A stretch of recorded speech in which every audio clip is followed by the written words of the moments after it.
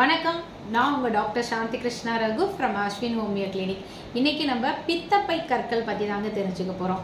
பித்தப்பை கற்கள்னால நிறைய பேர் சஃபர் ஆகிட்டே இருக்காங்க. நம்மளும் நிறைய பித்தப்பை கற்கள், பித்தப்பையில் இருக்க பாலிப்பை க்யூர் பண்ணி வீடியோஸ் போட்டுகிட்டே தான் இருக்கோம். ஸோ பித்தப்பை கற்கள் அப்படிங்கிறது 100% அறுவை சிகிச்சை இல்லாமலே சரி பண்ணக்கூடிய ஒரு நோய் தான் அப்படின்றத நீங்கள் தெரிஞ்சுக்கோங்க. பித்தப்பை கற்கள் வந்துச்சுன்னா பேனிக் ஆக வேண்டாம், சர்ஜரி பண்ண வேண்டாம். சர்ஜரி பண்ணிட்டு நிறைய பேர் கண்ணீரோடு வர்றது தான் ரொம்ப கஷ்டமாக இருக்குது. சர்ஜரி பண்ணி ஆர்கனையும் இழந்துட்டு அதுக்கு பிறகும் எல்லா சிம்டமும் அப்படியே பர்சிஸ்டண்ட்டாக இருக்குது டாக்டர்.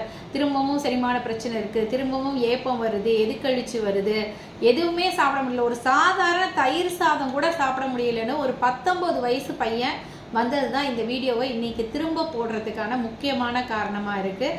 ஏன்னா 19 வயசு பையனுக்கு அந்த பித்தப்பையை எடுத்துட்டு ஒரு சின்ன தயிர் சாதம் கூட என்னால் சாப்பிட முடியலன்னு ரொம்ப கண்ணீரோடு வந்தாங்க. நிறைய பேருக்கு நான் பார்க்குறேன், பித்தப்பை கல் எடுத்த பிறகு பைல் டக்டில் ஸ்டோன் ஃபார்ம் ஆகி அது இன்னும் சிவியராக இருக்குது. பேங்க்ரியாடைட்டிஸ் வரைக்கும் வந்து சிரமப்படுறாங்க. நிறைய வீடியோ கீழே நான் பார்க்குற கமெண்டெல்லாம் என்னென்னா, அதை எடுத்துட்டும் நாங்கள் ரொம்ப சஃபர் ஆகுறோம் அப்படின்னு. ஒரு சிலருக்கு வேணால் சில வருஷங்கள் எந்த விதமான எஃபெக்டும் இல்லாமல் அதுக்கு பிறகு நல்லா சாப்பிட்டுட்டு இருக்காங்க, இல்லைன்னு நான் சொல்கிறதுக்கு இல்லை. ஆனால் நிறைய பேருக்கு வந்து எடுத்த பிறகும் சஃபர் ஆகுறாங்க. ஸோ உங்களோட உறுப்பையும் காப்பாற்றி உங்களுடைய அறிகுறிகளையும் முற்றிலுமாக குணப்படுத்த முடியும். பித்தப்பையில் கல் அப்படிங்கிறது பார்த்தோன்னா மோஸ்ட்டாக வந்து இப்போ ரீசன்ட் டேஸில் அந்த ப்ரெக்னென்சி ஆஃப்டர் டெலிவரி பார்த்தோன்னா நிறைய பெண்கள் வராங்க. ஆஃப்டர் டெலிவரியில் ஏற்படக்கூடிய ஹார்மோன் மாற்றத்தினாலையும், அது மாதிரி நம்மளோட கர்ப்பப்பை மேலே வளரும் போது பித்தப்பை வந்து அதோட பொசிஷன் மாறுறதுனால அங்கே பித்த நீர் கரெக்டாக வெளியேறாமல் அது தேங்கி நின்று அப்படியே கல்லாக மாறிடுது.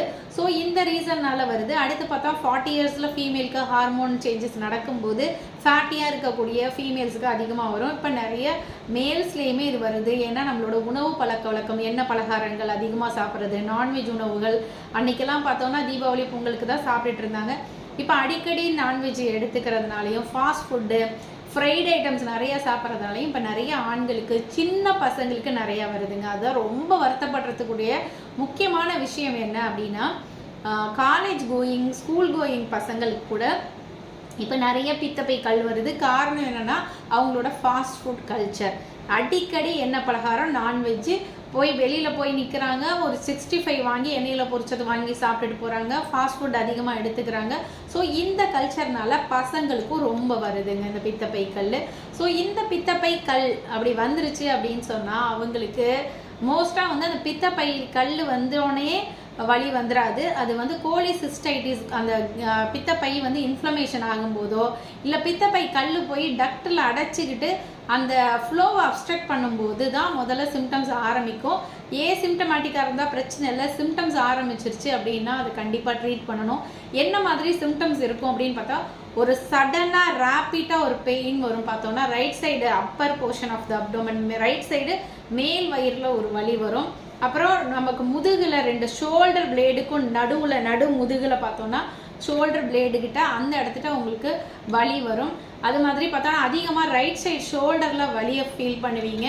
அது மாதிரி வாந்தி வர மாதிரியான உணர்வு, சிலருக்கு வாமிட்டே வந்துடும். சிலருக்கு வாமிட் பண்ணால் தான் நல்லா இருக்கும்னு கையை விட்டு வாமிட் பண்ணி அந்த ஃபுட்டை எடுத்த பிறகு தான் அந்த வலி குறைஞ்ச மாதிரி இருக்கும். வயிறு உப்பசம் வரும். நிறையா பார்த்தோன்னா வயிறு ப்ளோட்டிங், சாப்பிட்டோன்னா வயிறு அப்படியே மாசமாக இருக்க மாதிரி வயிறு அப்படியே வீங்கிக்கும். ஸோ அந்த மாதிரி பெரிய ப்ளோட்டிங் இருக்கும். அடிக்கடி எரக்டேஷன், ஏப்பமாக விட்டுட்டே இருப்பாங்க. ஸோ அந்த மாதிரி ஏப்பம் வந்து தொந்தரவு பண்ணிகிட்டு இருக்கோம். அப்படியே ஒரு மாதிரி வாமிட்டிங் சென்சேஷனாக வாந்தி வர மாதிரியே இருக்கும். வாந்தி வந்துட்டால் பரவாயில்லன்னு தோணும். ஸோ அந்த மாதிரி இருக்கும். அது மாதிரி பெயின் பார்த்தோம்னா நம்மளோட இந்த வயிறு சென்டர் ஆஃப் போர்ஷன், மேல் வயிறுலையும் நமக்கு பெயின் வரும். அது மாதிரி பிரஸ்ட்டுக்கு கீழேயும் பெயின், பிரஸ்ட் போனுக்கு கீழேயும் நமக்கு பெயின் வரும். ரொம்ப சிவியராக இருக்கும்போது பார்த்தா ஃபீவர் வரலாம், குளிர் வரலாம், ஹார்ட் ரேட் இன்க்ரீஸ் ஆகலாம். நிறைய பேருக்கு பார்த்தா நெஞ்சு வலி வந்துருச்சுன்னு நினச்சிக்குவாங்க. ஏன்னா ஹார்ட் பீட் அதிகமாகி படப்படன்னு ஆகி இந்த கேஸ்ட்ரிக் தொந்தரவு அதிகமாகும்போது நெஞ்சு வலி வர மாதிரியே இந்த வலி இருக்கும். ஸோ இது நெஞ்சு வலியா அப்படின்னு நிறைய பேர் என்னோடய பேஷண்ட்டே போய் இசிஜி அடிக்கடி எடுத்துகிட்டு வந்து ரொம்ப வலி வந்துருச்சு டாக்டர், அதனால் போய் இசிஜி எடுத்தோன்னு பிகினிங் ஸ்டேஜில் சொல்லுவாங்க. அப்புறம் நாங்கள் மருந்து கொடுக்க அது சரியாயிடும். ஸோ அது மாதிரி ரொம்ப கண்ணெல்லாம் பார்த்தோன்னா குழி விழுந்த மாதிரி ஆகிடுவாங்க. யூரின் கூட கொஞ்சம் டார்க் கலரில் போகிறத நம்ம பார்க்க முடியும். ஸோ இந்த மாதிரி அறிகுறிகள்லாம் இருக்குது அப்படின்னா நம்ம பித்தப்பை கல் இருக்குன்னு அர்த்தம். ஸோ சாப்பிட்ட உடனே வலி வருது, சாப்பிட்டோன்னே பார்த்தா மோஸ்ட்லி மதியானம் சாப்பிட்டாங்கன்னா ஈவினிங்கில் அந்த பெயின் ஸ்டார்ட் ஆகிடும். ஈவினிங் நைட்டில் தான் சிவியர் பெயினோட நம்ம ஷோல்டர் பெயின், ஷோல்டர் பிளேடுக்கு நடுவில் பெயின், ஏப்பமாக வர்றது, ஈவினிங் நேரத்தில் எதுக்கழிச்சு வர்றது, வாந்தி வர மாதிரியே இருக்கிறது. ஸோ இந்த மாதிரி அறிகுறிகள்லாம் காட்டும். இதை நம்ம ஒரு அல்ட்ராசவுண்ட் ஸ்கேன் பண்ணி கன்ஃபார்ம் பண்ணிக்கலாம். நிறைய பேருக்கு வந்து சிங்கிள் ஸ்டோனாக இருக்கும், நிறைய பேருக்கு வந்து மல்டிபிள் ஸ்டோன்ஸ் இருக்கும். சிலருக்குலாம் பார்த்தா கேல்பிளேடர் ஃபுல்லாகவே ஸ்டோன்ஸ் இருக்கும். நம்ம ஒரு 25 ஸ்டோன்ஸ் வரைக்கும் இருந்து கூட நம்ம மல்டிபிள் ஸ்டோன் இருந்து 25 mm வரைக்கும் இருந்து கூட நம்ம க்யூர் பண்ணி அந்த ரிப்போர்ட்லாம் வீடியோ போட்டிருக்கோம். ஸோ இந்த வீடியோட எண்டில் நம்ம க்யூர் பண்ண சில பேஷண்ட்ஸோட ரிப்போர்ட்ஸை தான் நான் ஷேர் பண்ணுறேன். பித்தப்பை கல் அப்படிங்கிறது ஹோமியோபதி மருந்தில் ரொம்ப எக்ஸலண்ட்டாக ரெஸ்பான்ஸ் பண்ணுது, அழகாக கரைஞ்சிருது. சில பேஷண்ட்டுக்கு 1 மாதத்துலேயும், சில பேஷண்ட்டுக்கு 3 மாதத்துலேயும், சில பேஷண்ட்டுங்களில் 6 மாதத்துலேயும் அந்த size and number of the stones பொறுத்து கரையுது. என்ன பிரச்சனையாக இருந்தாலும் சரி, அதோட அறிகுறிகள் மட்டும் ஒரே மாதத்தில் நம்ம மருந்துகளில் அறிகுறிகளே இல்லாமல், எந்த சிம்டமும் இல்லாமல் பேஷண்ட் வந்து ஃப்ரீன்ற லெவலுக்கு வந்துடுவாங்க. மாமிச உணவுகளை இந்த பித்தப்பை கல் வந்துச்சுன்னா தவிர்த்துறது ரொம்ப நல்லது. எண்ணெய் பலகாரங்கள் எடுத்துக்காதீங்க, மாமிச உணவுகள் எடுத்துக்காதீங்க. நிறைய காய்கறி சாப்பிடுங்க. காய்கறியில் நார்சத்துள்ள காய்கறிகள் நிறைய எடுத்துக்கோங்க. வாழைத்தண்டு, வாழைப்பூ, பீன்ஸு, அவரைக்காய், புடலங்காய், இந்த மாதிரி ஏதாவது நார்சத்துள்ள காய்கறிகள் தினமும் ஒரு கப்பு கீரையும் சாப்பிட சொல்லி என்னோட பேஷண்ட்டுக்கு அட்வைஸ் பண்ணுவேன். அதே தான் நான் உங்களுக்கும் சொல்கிறேன். அது மாதிரி தினமும் 2 ஆப்பிள்னாச்சும் குறைஞ்சபட்சம் எடுத்துகிட்டு வந்தீங்கன்னா இந்த பித்தப்பை கற்களை இலகுறதுக்கு ஹெல்ப் பண்ணும். பித்தப்பைப்பில் 3 டைப் ஆஃப் ஸ்டோன்ஸ் இருக்குங்க. ஒன்று பிக்மெண்ட் ஸ்டோன்ஸ், நிறமி கற்கள், இன்னொன்று கொலஸ்ட்ரால் ஸ்டோன்ஸு, கொழுப்பு கற்கள், இன்னொன்று 2மே மிக்ஸ் பண்ண ஸ்டோன்ஸு.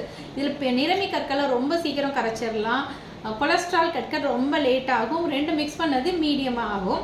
ஸோ தினமும் ஆப்பிள் சாப்பிடும்போது அது பித்தப்பையில் இருக்கக்கூடிய கற்களை இழக்கிறதுக்கு ஹெல்ப் பண்ணும்.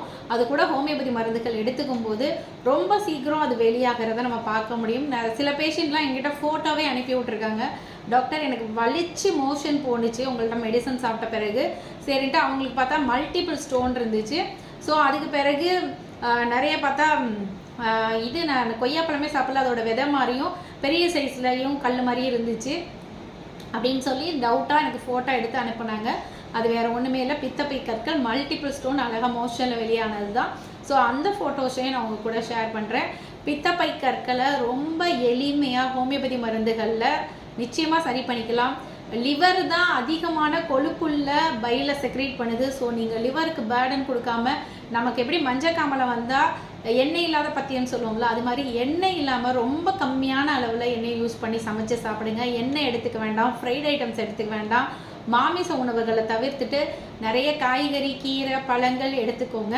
அது மாதிரி apple juice with apple cider vinegar வந்து எக்ஸலண்ட் ரிசல்ட் கொடுக்கும். ஆப்பிள் சிடர் வினிகரை நேரில் அப்படியே டேரெக்டாக சாப்பிட்டு வயிறு எரியுதுன்னு சொல்லுவாங்க, நான் அதனால் ஆப்பிள் ஜூஸில் மிக்ஸ் பண்ணி சாப்பிட சொல்லுவேன். ஸோ ஆப்பிள் ஜூஸில் மிக்ஸ் பண்ணி எம்டி ஸ்டமக்கில் எடுத்துக்கும் போது அது எக்ஸலண்ட் ரிசல்ட் கொடுக்கும். நிறைய பேருக்கு அந்த பிளாட்டிங் வந்துடும் ஈவினிங் டைமில், என்ன பண்ணுறதுனே தெரியல டாக்டர் அப்படின்னு சொல்லுவாங்க. அந்த மாதிரி இருக்கிறவங்களுக்கு நாங்கள் ஹோமியோபதியில் வந்து கல்கேரியா கார்ப் 200, கோலோசின் 30, பெல்லட்டோனா 200, இதை வந்து பவுடர் டோஸ் போட்டு நான் இமீடியட்டாக கொடுப்பேன். அந்த பெயின் வந்து ஒரு 2 டோஸ் சாப்பிட்டோன்னே இன்ஸ்டண்ட்டாக குறையுது டாக்டர் அப்படின்னு சொல்லி நிறைய பேஷண்ட் வந்து எனக்கு அது கொடுங்க, நான் வீட்டில் வச்சு சாப்பிட்டுக்கிறேன், பெயின் இருந்தால் உடனே இங்கே வந்து அதை வாங்கிட்டு போவாங்க. ஸோ அந்த மருந்துகளை நீங்கள் பயன்படுத்திக்கலாம். அது மாதிரி பார்த்தோன்னா அந்த உங்களுக்கு இந்த பெயின் இருக்கும்போது ரொம்ப வயிறு ஈவினிங் டைமில் பெயின் இருக்குது, கேஸ் ஊதிக்குது, என்ன பண்ணுறதேனே தெரியல அப்படின்னா ஒரு 2 கிளாஸ் தண்ணி எடுங்க. அதை தண்ணியை அடுப்பில் போட்டு கொதிக்க வச்சு அதில் ஒரு 2 ஸ்பூன் ஜீரகம், அது கூட கொஞ்சம் நல்லா கொதித்த பிறகு கொஞ்சம் பெருங்காயம் போட்டு நாட்டு சக்கரை போட்டு அந்த தண்ணியை குடிச்சிடுங்க. உங்களுக்கு நல்லா ஏப்பம் வரும், கேஸ் பிரிஞ்ச பிறகு உங்களோட வயிறு உப்பசம் வலியெல்லாம் குறையும். ரொம்ப அந்த மாதிரி தொந்தரவு இருக்கும்போது இன்டியூஸ்டு வாமிட்டிங் கூட நிறைய பேர் பண்ணிவிட்டு ரிலீஃப் கிடைக்குதுன்னு சொல்லுவாங்க. ஸோ அந்த மாதிரி பண்ணிக்கலாம் நீங்கள். ஆனால் ஹோமியோபதி மருந்துகளை ப்ராப்பராக நீங்கள் டாக்டரை கன்சல்ட் பண்ணி எடுத்துக்கிட்டீங்க அப்படின்னு சொன்னால் இந்த பித்தப்பை கற்கள் ஒன்றுமே இல்லை. எத்தனை ஸ்டோன், மல்டிபிள் ஸ்டோன், என்ன சைஸில் இருந்தாலும் நிரந்தரமாக சரி பண்ண முடியும். ஸோ அதனால் மேக்ஸிமம் ஸ்டோன்லேருந்து மல்டிபிள் ஸ்டோன் வரைக்கும் நம்ம க்யூர் பண்ண ரிப்போர்ட்டை நான் உங்கள் கூட ஷேர் பண்ணுறேன், பாருங்கள். ஸோ பித்தப்பை கற்கள் வந்துச்சுன்னா இனிமேட்டு பயப்படாதீங்க. அறுவை சிகிச்சை தான் தீர்வுன்னு நினச்சி பயப்பட வேண்டாம். அறுவை சிகிச்சை பண்ண பிறகும் நிறைய பேர் சஃபர் ஆகுறாங்க. ஸோ அறுவை சிகிச்சை பண்ணியும் எனக்கு சஃபர் ஆகுது அப்படின்றவங்களுக்கும் ஹோமியோபதியில் தீர்வு இருக்குங்க. நீங்களும் ஹோமியோபதி டாக்டரை கன்சல்ட் பண்ணிங்கன்னா அறுவை சிகிச்சை பிறகு உங்களுக்கு எல்லா சிம்டமும் இருந்துச்சுனாலும் அதையும் ஹோமியோபதி மருந்துகளில் கம்ப்ளீட்டாக குணப்படுத்த முடியும். ஸோ மறக்காமல் ட்ரை பண்ணி பாருங்கள். நீங்கள் ஹோமியோபதி மூலம் நிரந்தரமான தீர்வு காணலாம். இந்த ரிப்போர்ட்லாம் பாருங்கள். பித்தப்பை கற்கள் அப்படிங்கிறது எங்களுக்கு ஒரு விஷயமே இல்லை, ஈஸியாக குணப்படுத்தலாம். ஸோ மறக்காமல் இதை ஃபாலோ பண்ணிக்கோங்க. நன்றி.